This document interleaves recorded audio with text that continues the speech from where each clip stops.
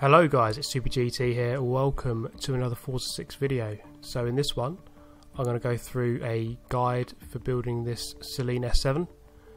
This is a S-Class build, and this is one of my favourite cars for the class. Really quite a fast car and very stable. So it has good acceleration and good handling. Very stable, very good over curbs, and it's very good for online play across many tracks in an online lobby. So I'd recommend this car in S-Class. So I'm going to go through the tune and the parts that I've put in. So let's go over to the garage and I'll show you what parts I've put in. So okay, the car begins in S-Class and there aren't too many upgrades you have to put in before it's at the top of S-Class at 800 PI. So for this car I haven't put any engine upgrades because it was quite fast already. So what I have done is gone to platform and handling. I've put in the brakes to the race brakes and the springs and dampers on to the race ones, and also at the end here the weight reduction I've put to the race weight reduction. So I like my cars to be very light and have good brakes and good handling. So let's go on to the tyres and rims. All I put on here is the race tyre compound. This makes the car handle very nicely along with the race brakes, so you're going to have a very stable car. Normally I like to put a wing on my car, but this one, you can see there the speed goes down from 8.5 to 7.9 and you're only losing 2 PI, which you could use somewhere else, which isn't really much of a benefit. So you're losing quite a lot of speed there. So in the end I thought it's best just to leave the wing off. Okay, so those are the parts I put in the car. Let's look at the tune. So for the tyres, I put the front tyre pressure down to 28. I do this quite commonly on my cars. This essentially gives you a bit more turning at the front, and also on the alignment I put the toe to out slightly. This gives you a better turn-in response. It costs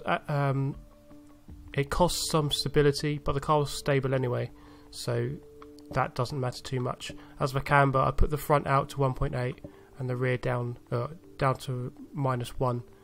And I left the caster at 5. So that's the setup there.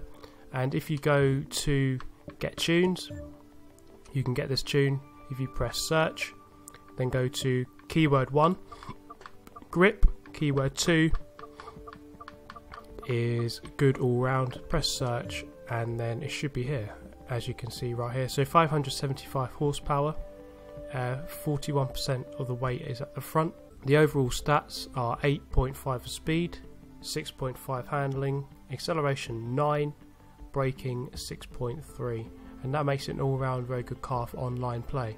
So let's go ahead and show you what it's like on the track.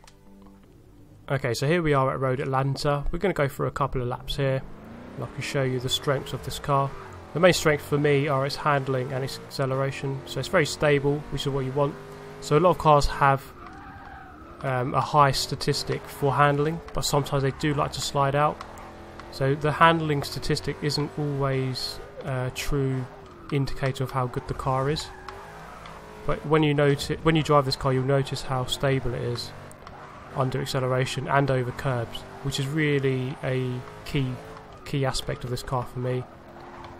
So for me, when I'm playing online, I really do like to have a stable car, because what this does is it helps you navigate traffic essentially. When you've got so many people around you in an online game, you really do want to have your car easy to control, because when there's people spinning off all around you and chaos is going on, you don't want to be in a tricky car to control, because it'll just mean you're more likely to crash and go into the back of people and stuff like that, which will cause even more accidents.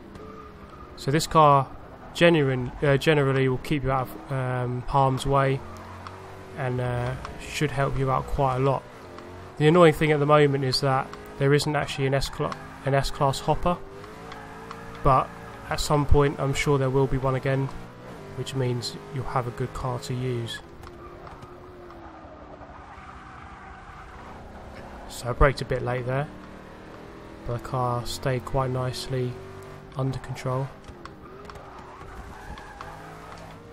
So sometimes it's best not to drive at 100%, just hold back a little bit, otherwise the car will start losing control and losing traction.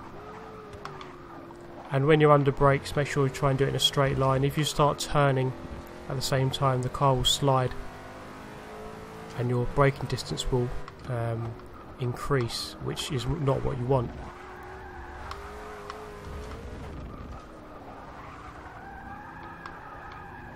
So coming through here onto the back straight. I'd recommend this track to use as a test track. This back straight here is good for testing acceleration and your top speed, and then your braking going into here. I actually braked a bit too late there, but that was me not pressing the brakes properly because I'm not using ABS and I'm not concentrating properly as I'm trying to record. We come through the final corner, gets a nice amount of grip there.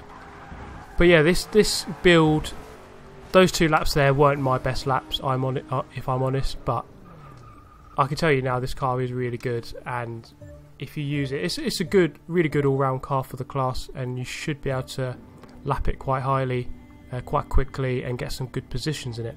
So that's going to be the end of this guide. Remember to request different cars for different classes in the comments section down below, and I hope this video has helped you. Let me know if it does. Give me a like if it does help you, and if you like the video, subscribe if you want to see more, and I shall see you in the next one. That's all from me. Goodbye.